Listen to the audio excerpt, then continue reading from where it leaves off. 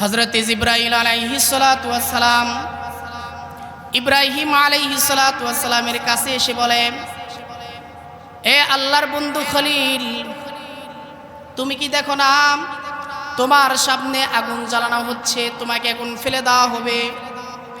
তুমি একটু বলো, তোমাকে আমরা বাঁচানোর চেষ্টা করি, একটু অনুমতি দাও, আদেশ দাও, তোমাকে আমরা বাঁচাই, এই আগুনকে আমরা সাগরে নিয়ে যাই, ফেলে দাও, একটু অনুমতি দাও।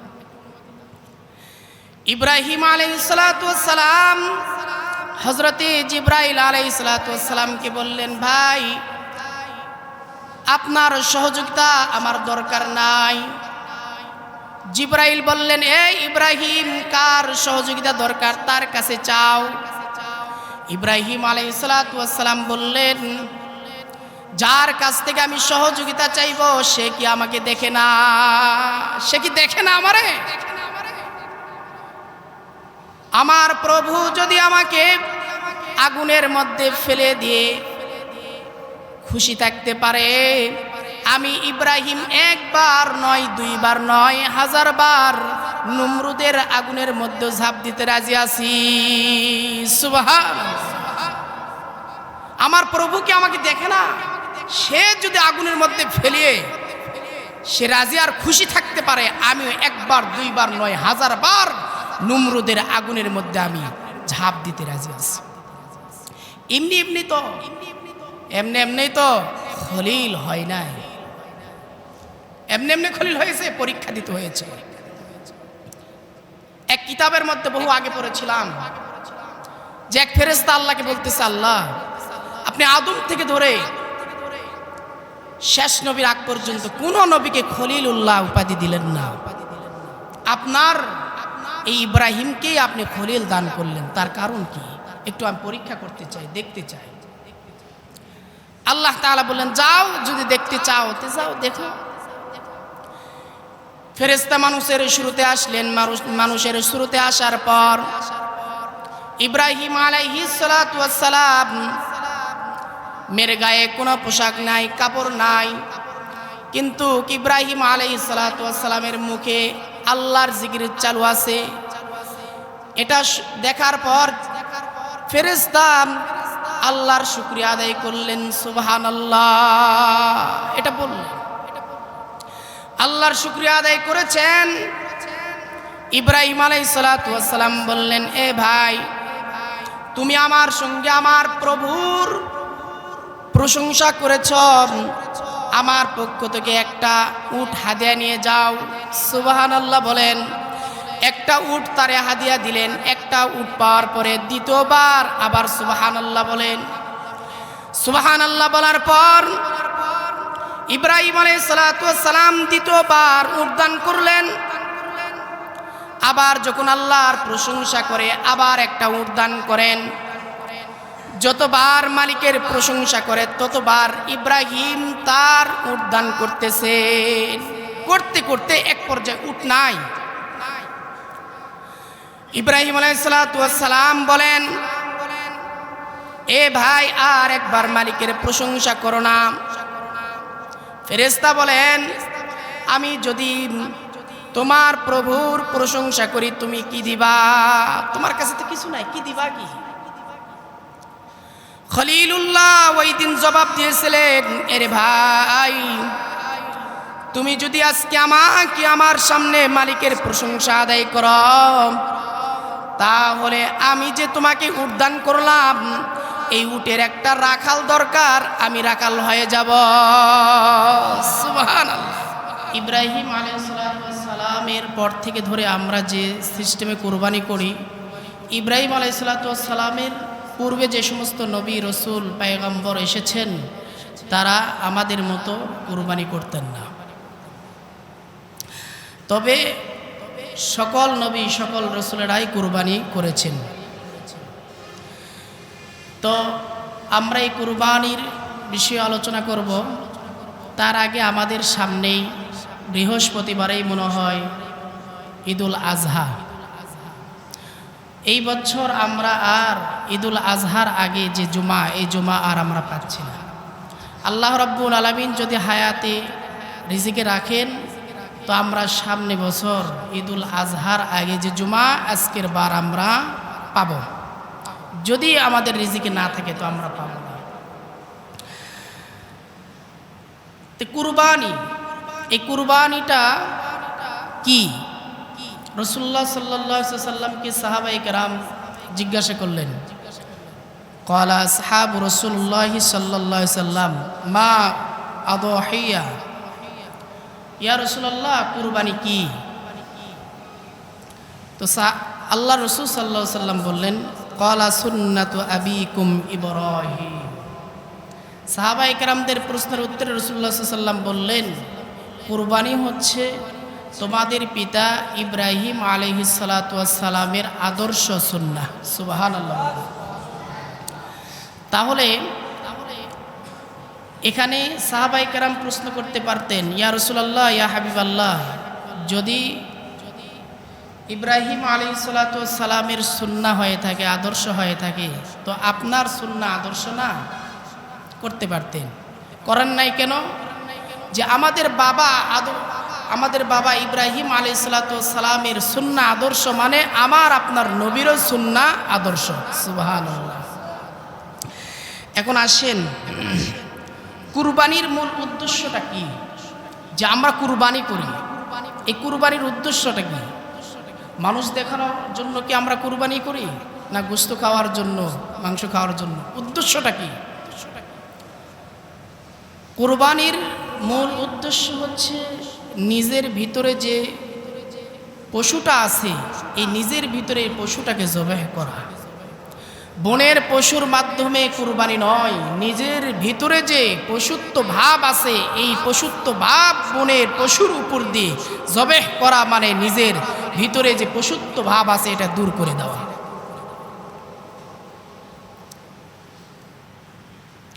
এখন আসুন আমরা জানতে চাই যে হযরত ইব্রাহিম আলাইহিস সালাতু ওয়াস সালাম তিনি যেমন মনের পশুটাকে কুরবানি দিয়েছেন, পাশাপাশি তিনি নিজের ধন সম্পদেরও কুরবানি দিয়েছেন। সুবহানাল্লাহ। এমনকি হযরত ইব্রাহিম আলাইহিস সালাতু ওয়াস সালাম নিজের জানকে ওয়াকফ করে দিয়েছেন। যে ওই নমরুদের আগুন নিজের জানটাকে ওয়াকফ করে দিয়েছিলেন। যে নমরুদ চেয়েছিল যে ইব্রাহিমকে আগুনের মধ্যে ফেলে পুড়িয়ে মারতে, ওই নমরুদের আগুনেও ইব্রাহিম আলাইহিস সালাতু ওয়াস সালাম তিনার জানটাকে ওয়াকফ করে দিয়েছেন। আমরাও চাই, আমাদের চেষ্টা করা চাই যে আমাদের বাবা ইব্রাহিম আলাইহিস সালাতু ওয়াস সালাম যেমন 3টা কুরবানি দিয়েছেন, আমাদেরও চেষ্টা করার দরকার আছে। এখন আসেন, ইব্রাহিম আলাইহিস সালাতু ওয়াস সালামকে যে নমরুদ আগুনের মধ্যে ফেলার চেষ্টা করেছিল বা ফেলেছিল, পুড়ে মারার একটা চেষ্টা করেছিল, কি জন্য? আপনারা ইতিহাস জানেন, তবে আমার মূল আলোচনা বোঝানোর জন্য এখান থেকে শুরু করতে হবে, একটু টাচ দিতে হবে। ইব্রাহিম আলাইহিস সালাতু ওয়াস সালাম যখন জন্মগ্রহণ করেছেন, তারপর থেকেই তিনি চাঁদকে বলে এটা খোদা হতে পারে না, এটা খোদা নয়। সূর্যকে বলে এটা খোদা হতে পারে না, এটা খোদা নয়। এইভাবে নিজে নিজেই আল্লাহকে চিনতেছেন। এক পর্যায়ে তিনি বড় হয়ে গেলেন। একদিন তিনার বাবা আজর ঠাকুর, এই আজর ঠাকুর বলতেছেন, হ্যাঁ ইব্রাহিম, আমরা মেলায় যাই, চলো, পাশের এলাকায় মেলা হচ্ছে, সকলেই যাচ্ছে, আমার সাথে তুমিও চলো। তো ইব্রাহিম আলাইহিস সালাতু ওয়াস সালাম বললেন, বাবা আমি অসুস্থ, আমি যাব না, তোমরা যাও। তো ইব্রাহিম আলাইহিস সালাতু ওয়াস সালামের বাবা আজর ঠাকুর চলে গেলেন ইব্রাহিম আলাইহিস সালাতু ওয়াস সালামকে রেখে।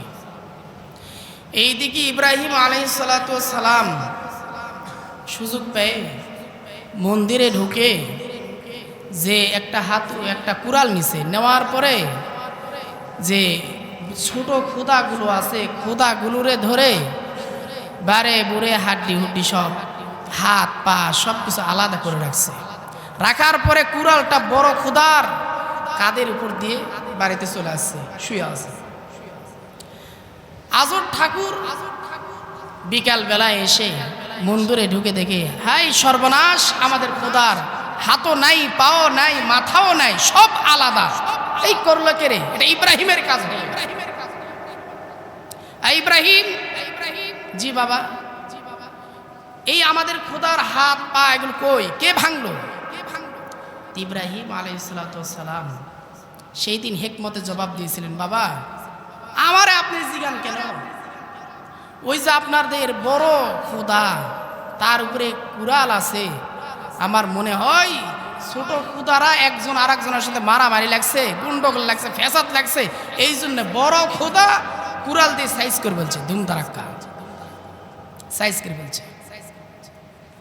তো আজর ঠাকুর বলে যে ইব্রাহিম, তুমি জানো যে আমাদের খোদা লড়েও না, চড়েও না, মশা পড়লে খেদাইতেও পারে না, সে আবার কেমনে কুড়াল দিয়ে একজন আর একজনকে মারতে পারে? এই সুযোগে ইব্রাহিম আলাইহিস সালাম আজর ঠাকুরকে বলেছিলেন, বাবা আপনি যেহেতু জানেন তারা লড়েও না, চড়েও না, মশা মাছি পড়লে তাড়াতেও পারে না, কুত্তা পেশাব করে দিলে খেদাইতেও পারে না, তারপরও তার কাছে সকাল সন্ধ্যা আপনারা চান কি? চান তার কাছে আপনারা কি চান? কথা বলার পরে আপনি তার কাছে কি চান? তো ইব্রাহিম আলাইহিস সালামকে আজর ঠাকুর বলতেছে, হ বুঝছি, এটা আপনারই কাজ হয়েছে, এটা তোমারই কাজ হয়েছে, এটা অন্য কারো দ্বারা সম্ভব না, তোমারই হয়েছে। তা আজর ঠাকুর তখন ওই যুগের বাদশাহ কাছে বিচার দিলেন, নমরুদের কাছে। যদি নমরুদ সাহেব, বাদশাহ সাহেব, আমার ছেলে এই খোদার হাত পা সব কিছু আলাদা করে ফেলেছে, এটা বিচার করে। জালেম শাসক নমরুদ তখন কি নোটিশ করলেন, জারি করলেন, আদেশ করলেন যে ইব্রাহিম সে আমাদের খোদার উপরে হাত দিয়েছে, এত বড় সাহস, এটা মাফ করা যায় না। তো আগুন জ্বালায়া এই আগুনের মধ্যে তারে পুড়ায় মারতে হবে। আদেশ করলেন যে 1 মাস পর্যন্ত আগুন জ্বালাও। 1 মাস আগুন জ্বালানোর পরে ওখানে ইব্রাহিমকে আমরা পুড়িয়ে মারে ফেলব। যত কাঠখড়ি আছে 1 মাস জ্বালানো হলো। জ্বালানোর পরে ইব্রাহিম আলাইহিস সালামকে নিয়ে আসলেন, আগুনের মধ্যে ফেলে, হাত দিয়ে তো ফেলতে পারবে না, চরকি আছে না, এই চরকির মাধ্যমে ফেলবেন। ইব্রাহিম আলাইহিস সালামকে বসাইছেন, এখন ফেলবেন। এমন অবস্থায় হযরতে জিবরাইল আলাইহিস সালাম আর মিকাইল আলাইহিস সালাম আল্লাহর কাছে গিয়ে বলে, আল্লাহ এই আপনার খলিল, আপনার বন্ধু ইব্রাহিমকে আগুনের মধ্যে ফেলে এখন দিবে, আপনি একটু আমাদেরকে অনুমতি দেন যে আমরা আপনার খলিলকে আমরা বাঁচাইতে চাই। আল্লাহ তাআলা সেদিন বললেন, যাও, আমার খলিল যদি তোমাদের কাছ থেকে সহযোগিতা চাই তো সহযোগিতা করো, যাও। হযরত জিবরাইল আলাইহিস সালাম ইব্রাহিম আলাইহিস সালামের কাছে এসে বলে, এ আল্লাহর বন্ধু খলিল, তুমি কি দেখো না তোমার সামনে আগুন জ্বালানো হচ্ছে, তোমাকে এখন ফেলে দেওয়া হবে, তুমি একটু বলো, তোমাকে আমরা বাঁচানোর চেষ্টা করি, একটু অনুমতি দাও, আদেশ দাও, তোমাকে আমরা বাঁচাই, এই আগুনকে আমরা সাগরে নিয়ে যাই, ফেলে দাও, একটু অনুমতি দাও। ইব্রাহিম আলাইহিস সালাম হযরতে জিবরাইল আলাইহিস সালামকে বললেন, ভাই আপনার সহযোগিতা আমার দরকার নাই। জিবরাইল বললেন, এই ইব্রাহিম, কার সহযোগিতা দরকার তার কাছে চাও। ইব্রাহিম আলাইহিস সালাম বললেন, যার কাছ থেকে আমি সহযোগিতা চাইব সে কি আমাকে দেখে না? সে কি দেখে না আমারে? আমার প্রভু যদি আমাকে আগুনের মধ্যে ফেলে দিয়ে খুশি থাকতে পারে, আমি ইব্রাহিম 1 বার নয়, 2 বার নয়, 1000 বার নমরুদের আগুনের মধ্যে ঝাঁপ দিতে রাজি আছি। সুবহানাল্লাহ। আমার প্রভু কি আমাকে দেখে না? সে যদি আগুনের মধ্যে ফেলিয়ে সে রাজি আর খুশি থাকতে পারে আমিও একবার দুইবার নয় হাজার বার নমরুদের আগুনের মধ্যে আমি ঝাঁপ দিতে রাজি আছি। এমনি এমনি তো খলিল হয় নাই, এমনি খলিল হয়েছে, পরীক্ষা দিতে হয়েছে। এক কিতাবের মধ্যে বহু আগে পড়েছিলাম যে এক ফেরেশতা আল্লাহকে বলতেছে, আল্লাহ আপনি আদম থেকে ধরে শেষ নবীর আগ পর্যন্ত কোন নবীকে খলিলুল্লাহ উপাধি দিলেন না, আপনার এই ইব্রাহিমকেই আপনি খলিল দান করলেন, তার কারণ কি? একটু আমি পরীক্ষা করতে চাই, দেখতে চাই। আল্লাহ তাআলা বললেন, যাও, যদি দেখতে চাও তে যাও, দেখো। ফেরেশতা মানুষের শুরুতে আসলেন। মানুষের শুরুতে আসার পর ইব্রাহিম আলাইহিস সালাতু ওয়াস সালাম মের গায়ে কোনো পোশাক নাই, কাপড় নাই, কিন্তু ইব্রাহিম আলাইহিস সালাতু ওয়াস সালামের মুখে আল্লাহর জিকির চালু আছে। এটা দেখার পর ফেরেশতা আল্লাহর শুকরিয়া আদায় করলেন, সুবহানাল্লাহ, এটা বললেন। আল্লাহর শুকরিয়া আদায় করেছেন। ইব্রাহিম আলাইহিস সালাতু ওয়াস সালাম বললেন, এ ভাই, তুমি আমার সঙ্গে আমার প্রভুর প্রশংসা করেছ, আমার পক্ষ থেকে একটা উট হাদিয়া নিয়ে যাও। সুবহানাল্লাহ বলেন। একটা উট তারে হাদিয়া দিলেন। একটা উট পাওয়ার পরে দ্বিতীয়বার আবার সুবহানাল্লাহ বলেন। সুবহানাল্লাহ বলার পর ইব্রাহিম আলাইহিস সালাতু ওয়াস সালাম দ্বিতীয়বার উট দান করলেন। আবার যখন আল্লাহর প্রশংসা করে আবার একটা উট দান করেন। যতবার মালিকের প্রশংসা করে ততবার ইব্রাহিম তার উট দান করতেছেন। করতে করতে এক পর্যায়ে উট নাই। ইব্রাহিম আলাইহিস সালাতু ওয়াস সালাম বলেন, এ ভাই, আর একবার মালিকের প্রশংসা করো না। ফেরেশতা বলেন, আমি যদি তোমার প্রভুর প্রশংসা করি তুমি কি দিবা? তোমার কাছে তো কিছু নাই, কি দিবা? কি? খলিলুল্লাহ ওই দিন জবাব দিয়েছিলেন, এরে ভাই, তুমি যদি আজকে আমাকে আমার সামনে মালিকের প্রশংসা আদায় করো, তাহলে আমি যে তোমাকে উট দান করলাম, এই উটের একটা রাখাল দরকার, আমি রাখাল হয়ে যাব। সুবহানাল্লাহ। তুমি আরেকবার শুকরিয়া আদায় করো, আমি রাখাল হয়ে যাব তোমার উটে।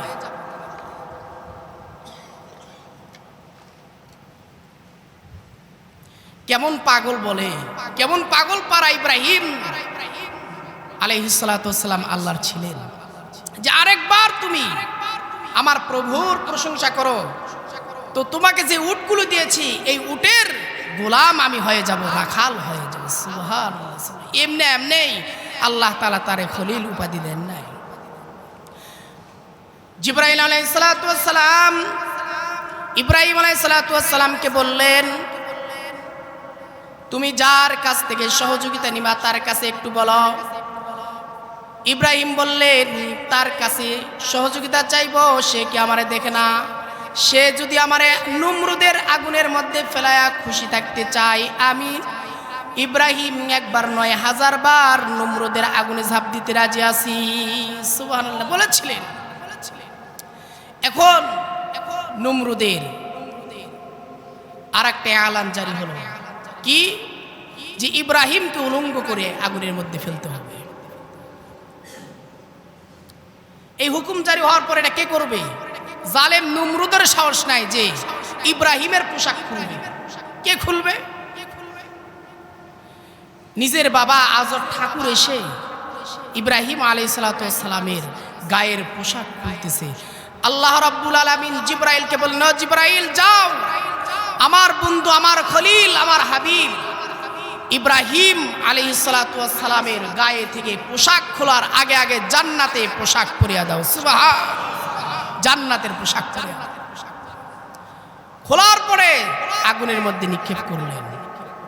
এক চিল্লা 40 দিন থাকার পরে ফেললেন। আল্লাহ তাআলা এদিকে আগুনকে সরাসরি নোটিশ জারি করলেন, কি? কুল্লা ইয়া নারু কুনি বারদাও ওয়া সালামান আলা ইব্রাহিম।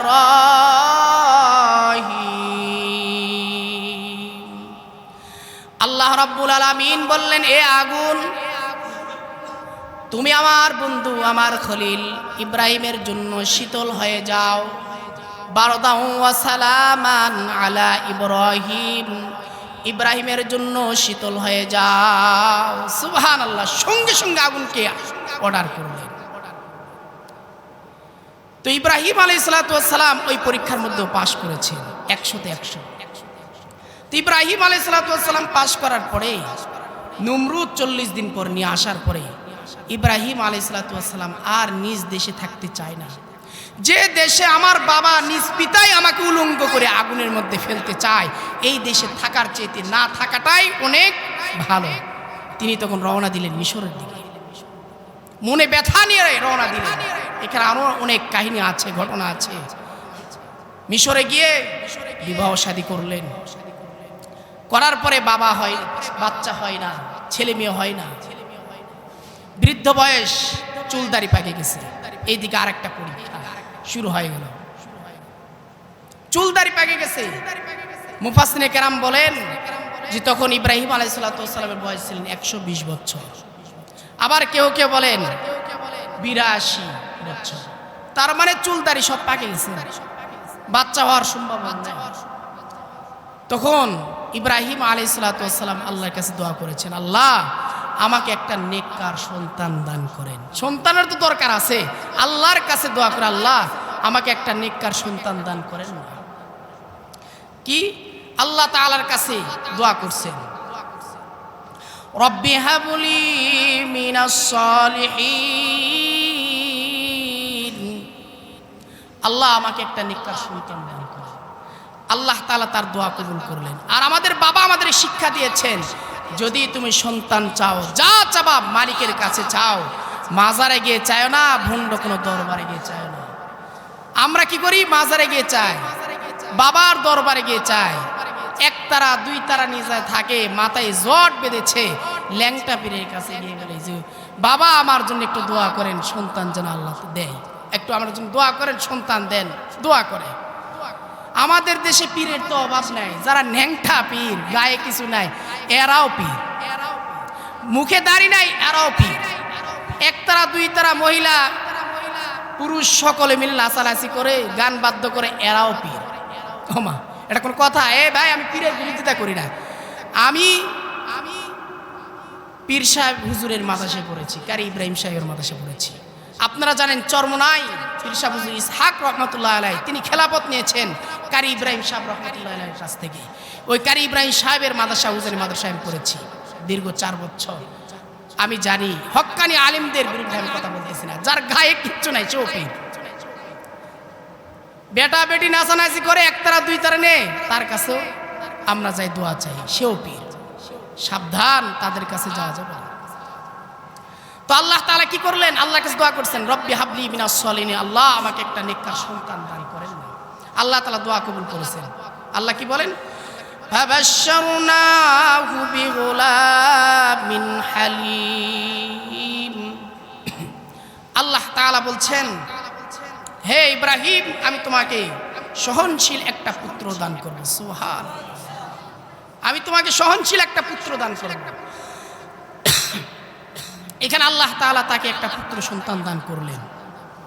যখন ইসমাইল আলাইহিস সালামের বয়স, দীর্ঘ আলোচনা এখানে তাফসীরের কিতাবে লিখেছেন, যখন ইসমাইল আলাইহিস সালামের বয়স 13 থেকে 14 বছর বয়স, তখন আল্লাহ তাআলা আবার কি বলেন দেখেন, ফালাম্মা বালাগা মা'হুস সা'য়া ক্বালা ইয়া বুনাইয়া ইন্নী আরা ফিল মানাম ইন্নী আযবাহুকা ফানজুর মাযা তারা ক্বালা ইয়া আবাতি ইফআল মা তু'মার সাতাজিদুনি ইনশাআল্লাহু মিনাস সাবিরিন। এই আয়াতের তাফসীর কি? হযরত ইব্রাহিম আলাইহিস সালামের সন্তান ইসমাইলের বয়স যখন 13 থেকে 14 বছর হয়ে গেল, বাবার সঙ্গে হাটে বাজারে যাইতে শুরু করলো। ওই সন্তানকে নিয়ে মা আর বাবার অনেক স্বপ্ন থাকে। দেখবেন এলাকার মধ্যে যার 5-6টা সন্তান ছেলে মেয়ে, ছোট ছেলেটাকেই বেশি মহাব্বত রাখে, কারণ শেষ সন্তান চোখে চোখে রাখে। ইব্রাহিম আলাইহিস সালামের বয়স তো একবারে শেষ, 120 বছর, একটা সন্তান দান করেছেন। আপনি চিন্তা করেন কি চোখে চোখে রাখার দরকার রেখেছিলেন। ইব্রাহিম আলাইহিস সালাম চোখের আড়াল হতে দেয় না সন্তানকে চোখের আড়াল হতে দেয় না, এমন মহাব্বত আর ভালোবাসা ইব্রাহিম আলাইহিস সালাম ইসমাঈল আলাইহিস সালামকে দিয়েছেন। একদিন আল্লাহ তাআলা পরীক্ষার জন্য স্বপ্নে যুগে হযরত ইসমাঈল আলাইহিস সালামের ব্যাপারে আল্লাহ তাআলা হযরত ইব্রাহিম আলাইহিস সালামকে বলে, এই ইব্রাহিম, তুমি তোমার প্রিয় বস্তু আমার রাস্তায় কুরবানি করো। ইব্রাহিম আলাইহিস সালাম পরের দিন সকালবেলায় 100টি উট আল্লাহর রাস্তায় কুরবানি করে দিলেন। দ্বিতীয় দিন আবার একই স্বপ্ন দেখলেন, এই ইব্রাহিম, তুমি তোমার প্রিয় বস্তু আমার রাস্তায় কুরবানি করে দাও। এইভাবে 3 দিন স্বপ্ন দেখলেন, 300 উট আল্লাহর রাস্তায় কুরবানি করে দিলেন। তারপর আবার স্বপ্ন যুগে দেখায় যে ইব্রাহিম, তোমার প্রিয় বস্তুকে আমার রাস্তায় কুরবানি করে দাও। ইব্রাহিম আলাইহিস সালামের আর বুঝতে বাকি ছিল না যে আল্লাহ তাআলা কি চান, আমার সন্তান কলিজার টুকরা ইসমাঈল আলাইহিস সালামকেই কুরবানি করতে বলছেন। ইব্রাহিম আলাইহিস সালাম মনে মনে এরাদা করে ফেললেন, নিয়ত করে ফেললেন যে ইসমাঈল আলাইহিস সালামকে কুরবানি দিবেন, এটা নিয়ত করে ফেলেছেন। তারপরও তিনি সন্তানকে পরীক্ষার জন্য বলতেছেন যে একটু জিগাই, ইব্রাহিম, ইসমাঈল কি রাজি আছেন? একটু জিগাই। আমি তো আল্লাহর কাছে চাইলাম, রব্বি হাবলি মিনাস সালিহিন, আল্লাহ আমাকে নেককার সন্তান দান করেন। আল্লাহ তাআলাও দোয়া কবুল করলেন, আমাকে নেককার সন্তান দিয়েছেন কি দেন নাই, একটু পরীক্ষা করি। তো পরীক্ষামূলক ইব্রাহিম আলাইহিস সালাম ইসমাঈল আলাইহিস সালামকে বলছেন, এই ইসমাঈল, আমি তো স্বপ্নে দেখলাম, 1 দিন 2 দিন 3 দিন পর্যন্ত দেখলাম যে আমার প্রিয় বস্তুকে আল্লাহ রাস্তায় কুরবানি করতে বলছে। আমার প্রিয় বস্তু বলতে আমি তোমাকেই দেখি, অন্য কাউকে দেখি না। আল্লাহ তাআলা এটাই বুঝাইছেন। তখন ইসমাঈল আলাইহিস সালামের কথা শুনে ইব্রাহিম আলাইহিস সালাম কি বললেন? ক্বালা ইয়া আবাতি ফাআল মা তুমার। ক্বালা, হে আমার বাবা শোনেন, ইয়া আবাতি ফাআল, হে আমার বাবা শোনেন, মা তুমার, আপনি আদেশ যা করেছে আল্লাহ তাআলা তা করেন। সুবহানাল্লাহ, সুবহানাল্লাহ। তারপরে সন্তান কি বলেন? সাতাজিদুনি ইনশাআল্লাহু মিনাস সাবিরিন। তারপরে ইসমাঈল আলাইহিস সালাম বলেন, বাবা, ইনশাআল্লাহ আপনি সবরকারীদের মধ্য থেকে একজন আমাকে পাবেন। সুবহানাল্লাহ। বাবা, আপনি স্বপ্নে দেখেছেন, ওটাও আপনার ওহী। আর দেরি করেন না, তাড়াতাড়ি আপনি আমার সিদ্ধান্ত করেন কুরবানি করার জন্য, আপনি সবরকারীদের মধ্যে থেকে আমাকে একজন পাবেন। সুবহানাল্লাহ। তারপরে কি করলেন? বাবা সন্তান সিদ্ধান্ত করার পরে ফালাম্মা আসলামা ওয়া তাল্লাহু লিল জাবিল, তারা দুইজন সিদ্ধান্ত করলেন। ইসমাঈল আলাইহিস সালাম তখন বললেন, কি বললেন? লিল জাবিল, বাবা আমাকে আপনি কি করে উপর করে শোয়ান, উপর করে শোয়ান। কারণ আমাকে যদি আপনি সিধা করে শোয়ান তো আপনি আল্লাহর হুকুম পালন করতে গিয়ে আমাকে দেখে যদি দয়া আসে, আপনি আল্লাহর হুকুম পালন করতে পারবেন না। আপনি আমাকে উপর করে শোয়ান। লিল জাবিল অর্থ হচ্ছে আমাকে উপর করে শোয়ান। সুবহানাল্লাহ। দেখেন, সন্তান বাবাকে শিখিয়ে দেন, বাবা আপনি আল্লাহর হুকুম পালন করতে আপনার কষ্ট হয়ে যেতে পারে, আপনি আমাকে উপর করে শোয়ান, শোয়া আপনি আমাকে আল্লাহ রাস্তায় কুরবানি করেন। তারপরে দেখেন, ওয়ানাদাইনা আইয়া ইব্রাহিম, আল্লাহ তাআলা আসমান থেকে আজকে, হে ইব্রাহিম দাঁড়াও, ওয়ানাদাইনা আইয়া ইব্রাহিম, হে ইব্রাহিম দাঁড়াও। আর জিবরাইল আলাইহিস সালাম যত আসমানি ফেরেশতা আছে সকলদেরকে নিয়ে কান্নায় ভেঙে পড়েছেন। আর ইসমাইল আলাইহিস সালাম যখন জবেহ করবেন, কুরবানি করবেন, তখন ইসমাইল আলাইহিস সালামকে জবেহ করার সময় জিবরাইল আলাইহিস সালাম আশ্চর্য হয়ে বললেন, আল্লাহু আকবার, আল্লাহু আকবার। কি দেখলাম এগুলো, যে পৃথিবীর বুকে বাবা সন্তানকে জবাই করতেছেন। এই আশ্চর্য দেখে আল্লাহু আকবার, আল্লাহু আকবার বললেন। এই আওয়াজ শোনার পরে ইসমাইল আলাইহিস সালাম নিজ থেকে বলতেছেন, লা ইলাহা ইল্লাল্লাহু আল্লাহু আকবার। তারপরে বাবা বললেন, আল্লাহু আকবার ওয়ালিল্লাহিল হামদ। এই তিনও ঝোনার যে সমন্বয়, যেটা বাক্য, এটাকেই আমরা কি বলি, এই যে 9 তারিখ থেকে আমরা ফজরের নামাজের পরে থেকে 13 তারিখ আসর পর্যন্ত আমরা কি করব, পড়ব। এই 3 ঝোনার সমন্বয়কে এটা আছে, আল্লাহু আকবার, আল্লাহু আকবার, লা ইলাহা ইল্লাল্লাহু আল্লাহু আকবার, আল্লাহু আকবার ওয়ালিল্লাহিল হামদ, এটা আছে। তাহলে ইমাম সাহেব যদি ভুলে যায় তখন কি করবেন? যে ইমাম সাহেব ভুলে গেছে আর বলার দরকার নেই, এটা ওয়াজিব করতে হবে। আপনারা পিছন থেকে আল্লাহু আকবার, আল্লাহু আকবার বলে স্মরণ করে দিবেন ইমাম সাহেবকে। দেখেন তারা কি হয়ে গেলেন, খুশি হয়ে গেলেন। তারপরে আল্লাহ তাআলা قد صدقت الرؤيا إنا كذلك نجزي المحسنين। আল্লাহ তাআলা বলতেছেন, ইব্রাহিম তুমি তোমার আমি যেটা স্বপ্নে দেখাইছিলাম এটা বাস্তবায়ন করতেছো। তো ইন্না হাযা লাহুয়াল বালাগুল মুবিন, নিশ্চয় আমি তোমাকে পরীক্ষায়, আমি নিশ্চয় আমার পরীক্ষার মধ্যে তুমি পাশ করেছো। সুবহানাল্লাহ, সুবহানাল্লাহ। তাহলে ভাই আমরা এই ইতিহাস দ্বারা এটাই বুঝতে পারলাম যে আমরা মনের পশুটাকে জবাই করতে হবে, মনের পশুটাকে কি করতে হবে, জবাই করতে হবে। ওই তারপরে আল্লাহ তাআলা জান্নাত থেকে একটা দুম্বা নিয়ে আসছিলেন। দুম্বার মাধ্যমে এই আমাদের যে আমরা করতেছি, আমাদের পূর্বপুরুষ দুম্বা, উট, গরু, ছাগল কুরবানি করে আসছেন, আমরা করতেছি। কিন্তু আদম থেকে ধরে আমার নবীর আগ পর্যন্ত যত নবী আসছেন সকলেরাই কি করছেন, কুরবানি করেছেন। তাহলে কুরবানির উদ্দেশ্য কি? যে কুরবানি বনের পশুকে জবাই করলে হবে না, নিজের মনের পশুটাকে কি করতে হবে, জবাই করতে হবে। নিজের মনের ভিতরে যে আমিত্ব বরত্ব যে একটা আছে এটাকে কি করতে, কুরবানি করতে হবে। তো ইব্রাহিম আলাইহিস সালাম এটাকে করছেন এবং মাল ধন সম্পদকেও কুরবানি করেছেন। আবার নিজের যে পরীক্ষা ছিল, জানের পরীক্ষা, এটাও করেছেন। তো যাই হোক, আল্লাহ তাআলা আমাদেরকে ওই 3টা পরীক্ষার মধ্যে পরীক্ষায় পাশ করার তৌফিক দান করুক, আমিন।